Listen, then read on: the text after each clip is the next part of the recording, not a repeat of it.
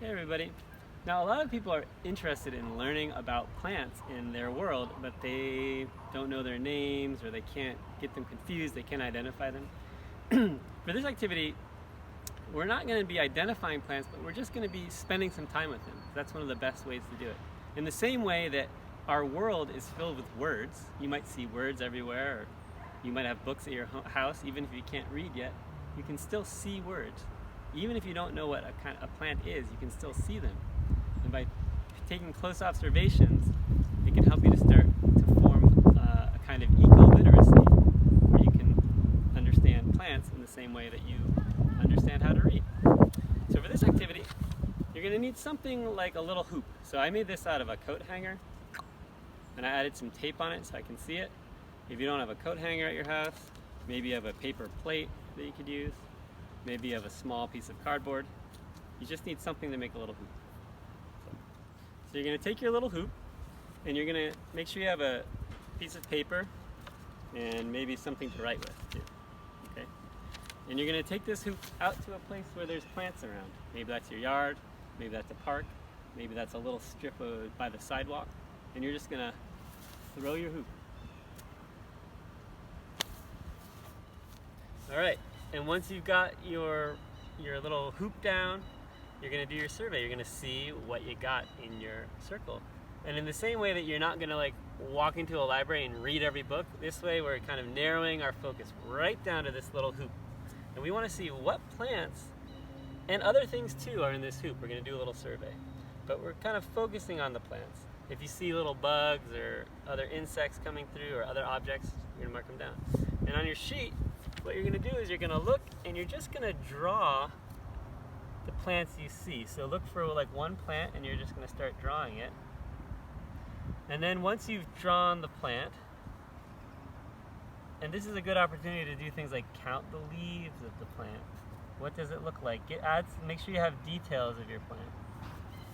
Once you do that, then you can start to do a tally of the different plants. And I'll show you what that looks like in a minute. So this is something I did a little earlier. This isn't the same hoop. I did it earlier just to test it out. And I drew this plant. I wasn't actually sure what it was called, so I just drew it. Some things I kind of knew or didn't know, so I'd write the names of things that I thought I knew.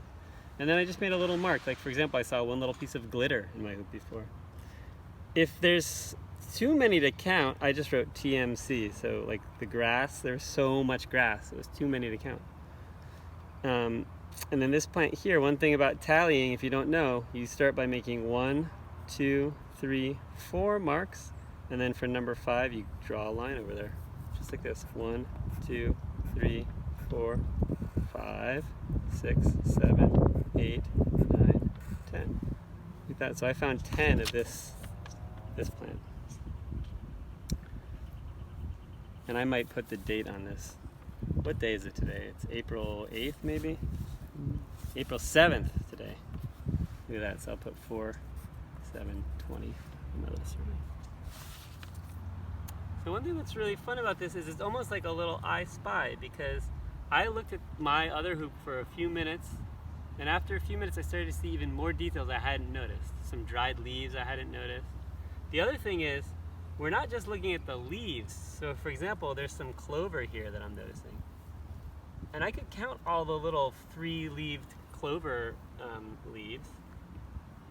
But what I'm also trying to do is figure out how many plants actually are there. So it's an opportunity to really get in there and see like, oh, this clover plant is making like these long stems that creep over the ground. And look, it made another little, version of itself all the way out here from its parent part here. So it's a really cool way to start getting closer and investigating plants. These blades of grass, it's not just like one plant, it's actually a clump of grass that's making all these blades of grass come up.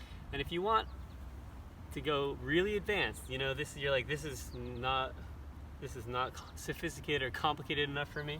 Well, you can always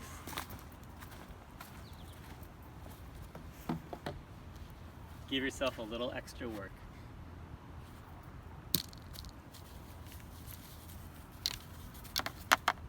Look at that, there's a clipboard in my survey.